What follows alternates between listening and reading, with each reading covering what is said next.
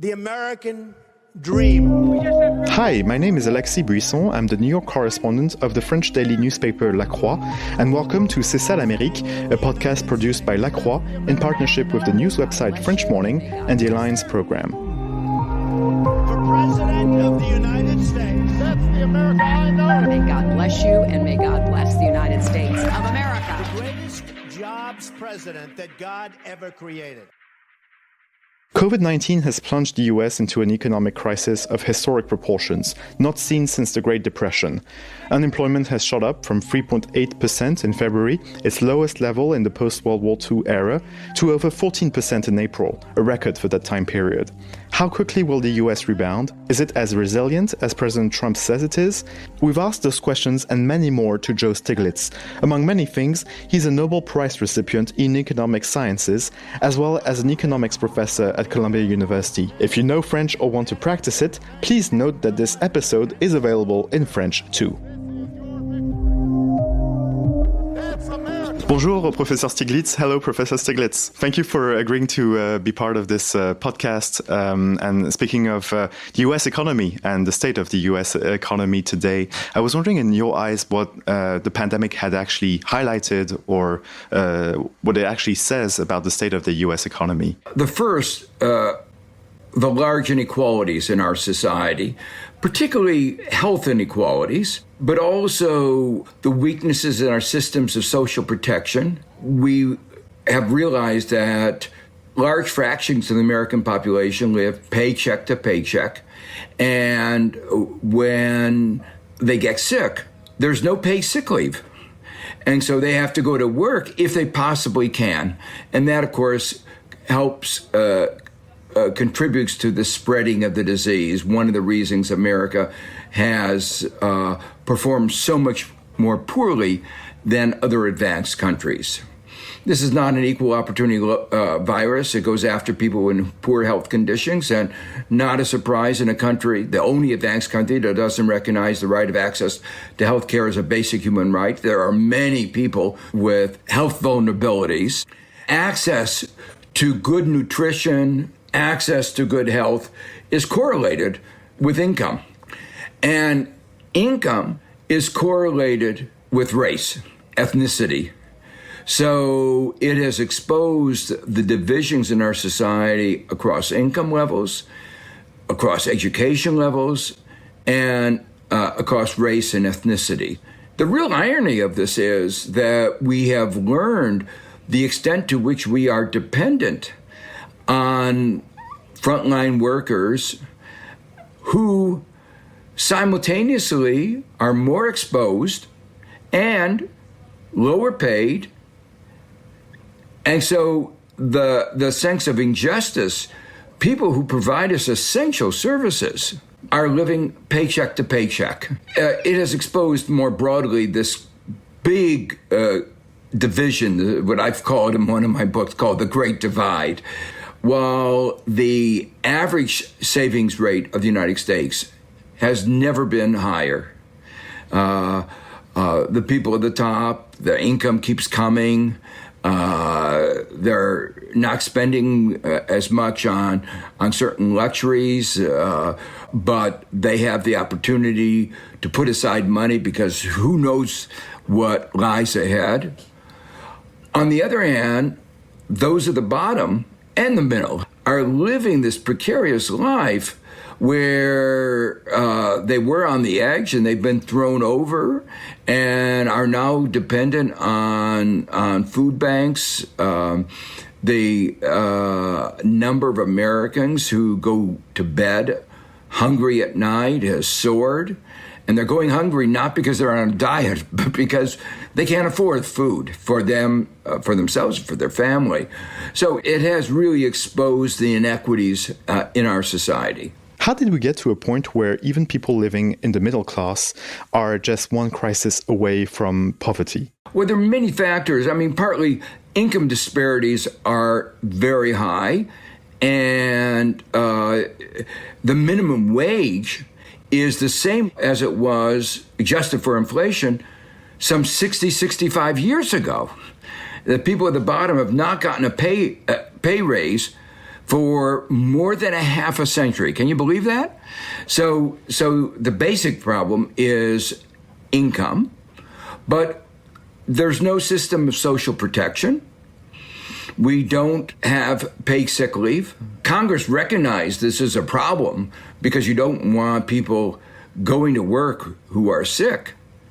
And so they passed mandatory paid sick leave, 10 days, just for COVID-19. But then the richest companies in America, the biggest companies, lobbied successfully to exempt themselves. It was short-sighted. It was foolish. It was immoral.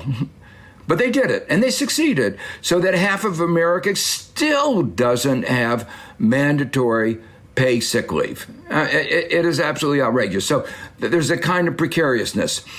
That then combined without a public health system means that when you go get sick, you go into debt. Elizabeth Warren, one of the areas of her early research was to try to understand why so many Americans were going bankrupt.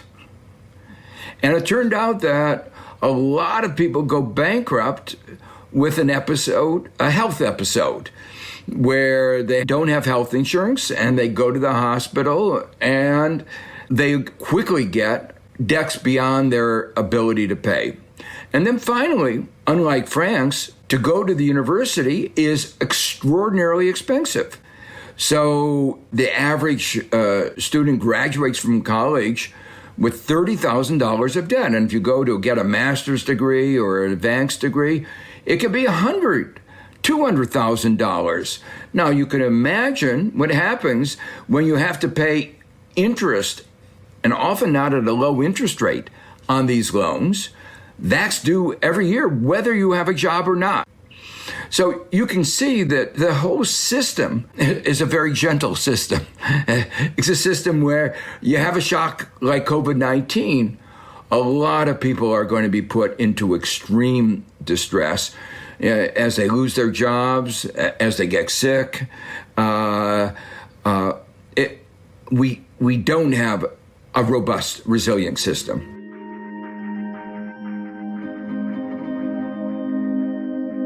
Of course, I'd like to ask you about the government's response to this crisis, but I'd like first to come back to something you said earlier. Help us understand why wages have not gone up in a significant way when the economy had been creating so many jobs. Well, that's a big question that I've spent a lot of time studying, is why is America the country with the highest level of income inequality among the advanced countries?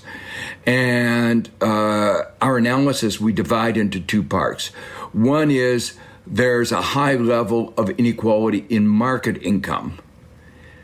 And the second is there's a very low level of redistribution, a very poor system of social protection. Now, those things have both parts have gotten worse. Under Trump, for instance, we lowered the taxes for the billionaires and for corporations. But we raised the taxes for the vast majority of citizens in the middle. So we actively redistributed from the middle to the top. So that's one part. The inequalities in market incomes are affected by, more broadly, the rules of the game. And those rules of the game have weakened workers' bargaining power, weakened labor unions, strengthened corporate power. In sector after sector, we have high levels of monopoly power. The digital giants are an obvious example of that. We structure globalization so that American workers have to compete with low-paid workers elsewhere in the world. But we didn't help them upskill so that they could compete at high wages. They could only compete with low wages. We haven't increased the minimum wage in line with inflation. You can work full-time and still be in poverty, still need to get food from food banks. So we created a system which is I would say, unusually cruel. And you mentioned the rules of the game, and obviously those rules predate Donald Trump. I dated back to President Reagan in 1981, but let me be clear, it's gotten worse. And it's partly gotten worse through Supreme Court, a set of conservative judges that basically say that monopoly power is okay, that have weakened unions. You know, we often focus on the Supreme Court on issues like voting, issues like the money in politics, the Citizens United case, women's reproductive rights, Roe versus Wade, healthcare, discussion about getting rid of Obamacare is going to the Supreme Court. But it's also about economic rights. And over again, the conservatives on the Supreme Court support corporate interest against workers.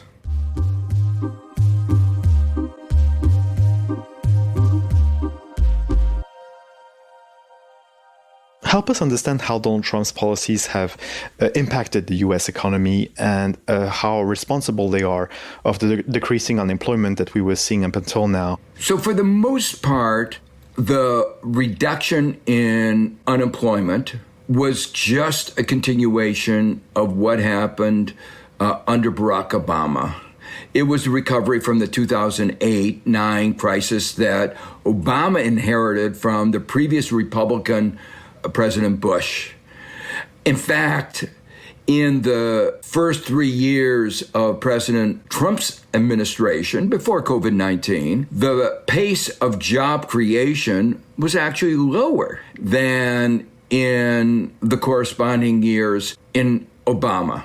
So it was a continuation, but a slowing down of that recovery. But Trump did some things that did stimulate the economy at great risk to the future. What he did was, there was a tax bill, a cut for corporations' taxes in December of 2017. While it did work a little bit in 2018 and 19 to have higher growth, higher employment than there otherwise would have been, even before COVID-19, the effects were attenuating, diminishing, so that the forecast before COVID-19 for 2020 was that growth would be anemic, down to less than 2%. So the growth was weaker, but there was a cost to this sugar high, to this stimulus. And that was, people said, we would be less prepared to respond to any crisis that we faced because our deficit was so much higher. It was a way of goosing the economy, but not in a sustainable way. The tax cut for the corporations did not lead to more investment. So it didn't strengthen the nation's balance sheet. It left us with a first-time $1 trillion deficit in peacetime, not in recession. An economy we're running a 15, 18, 20% deficit of GDP, you say that's a banana republic. What do you think of the recovery measures and the support measures that the White House has taken? Well, he said it was going to be a V-shaped recovery. There was widespread view, in which he was not the only one, that after a short shutdown, we'd be back to normal by the beginning of June, end of June at the latest.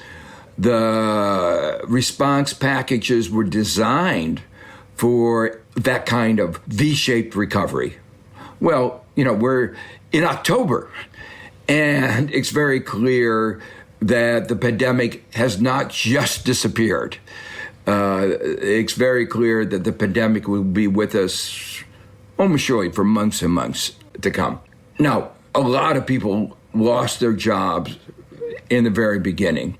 What we're seeing now is that many of those, what were called furloughed, are now being laid off, effectively fired. The unemployment rate now somewhat greater than 8%, but if you looked at in more detail in terms of people who are working part-time involuntarily, whose income have been devastated. The true unemployment is much higher than that.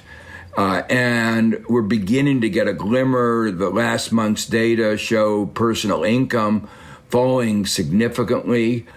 Because the president did not manage the pandemic well, did not manage the disease well, we are in a more precarious economic situation. Can you take us through some of the cascading effects of the crisis and how it will spell out on other sectors like housing? We know, for instance, that millions of renters are facing eviction and moratoriums are in place right now to prevent that from happening. But obviously, moratoriums will not last forever. Yeah, in the beginning, people focused a great deal on some sectors of the economy that were directly affected. Airlines, hospitality, restaurants. They didn't focus as much on some of the sectors that would be affected in the fallout, in the second round. So, for instance, I'm in a sector, the knowledge sector, the university, school sector. It's one of the sectors where people come very close in contact with each other. And it is being devastated. But there are other sectors. You mentioned the housing sector. You would call this a disruption of enormous magnitude. But the point that you make is that the stays and eviction are only short term. And they don't really solve the underlying problem because they just postpone the debt. They increase what people owe. And if they don't have income and their debts go up, there's going to be a problem down the line, and the landlords are going to be facing a difficult issue. So this is another sector that's going to be very adversely affected. A sector that I wrote about very early in the pandemic was state and local government. They, in the United States, these are very adversely affected because many states depend on sales taxes, income taxes. Their revenues are plummeting. And they have what we call balanced budget frameworks that their spending is limited to their revenue. And we saw what happened in 2008-9 crisis. Their revenue plummeted and they had to fire people. And interestingly, even by 2019, before the crisis, they had not gotten back to the employment levels that they had before the 2008-9 crisis. So we knew that you could see this was a drama about to happen. We depend on state and local governments for education, for health, for welfare. So just at a point of time where we need these workers even more, we can afford them less.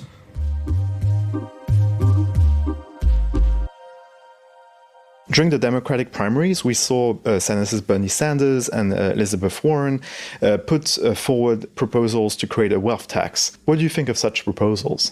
Polls show that 70% of Americans and even very large fractions of Republicans supported it. So Americans, by and large, realize we have this great divide, and I think the pandemic, as we've been talking about, has made it even more evident. So I think there's a broad consensus that this is a problem that we have to deal with. There is not consensus, unanimity about the best way of doing it. A wealth tax is a good solution. But you might say, even before going to that, there are some low-hanging fruit that we should take advantage of. We have a regressive tax system. The people at the top pay a lower percentage of their income in taxes than people below. That's outrageous. The very first order of business is to make sure that all these loopholes that riddle our tax code, we get rid of that. People who make their money as a plumber should pay no more taxes than a real estate magnate like Trump. We have to fix the flaws in our tax system, but we do also have to probably go one step beyond that and have a wealth tax.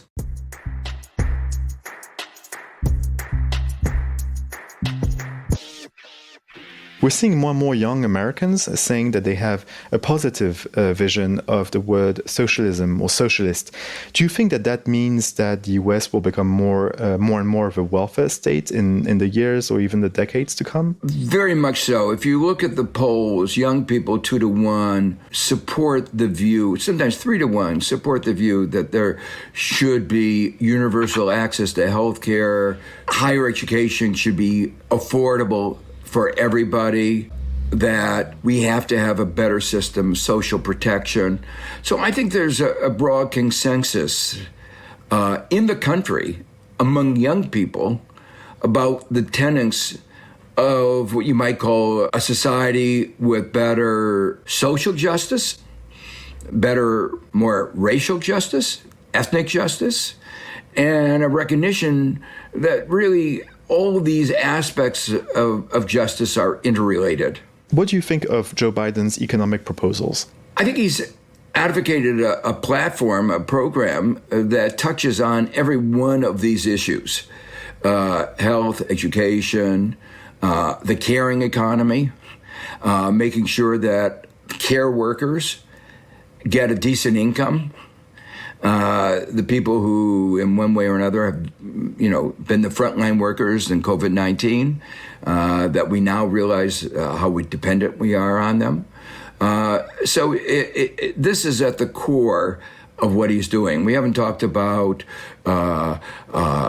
addressing the problem of climate change, which is another issue that is very, very strongly felt by especially our younger people, but a majority of Americans.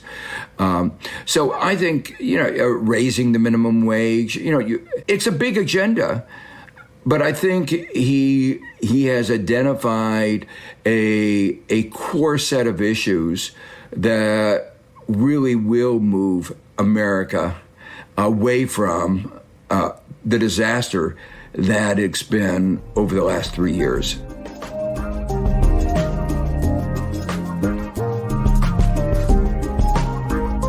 Thanks again to Joe Stiglitz for his analysis of the current economic situation. Thank you for following this podcast. Merci et à bientôt, as we say in French.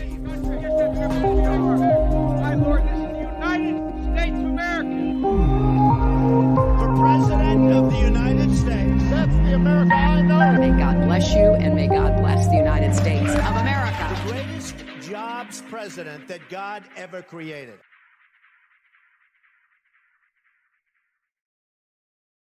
Vous avez aimé ce podcast ? Découvrez l'actu traitée autrement avec La Croix. Toutes nos offres d'abonnement sur la-croix.com/abonnement.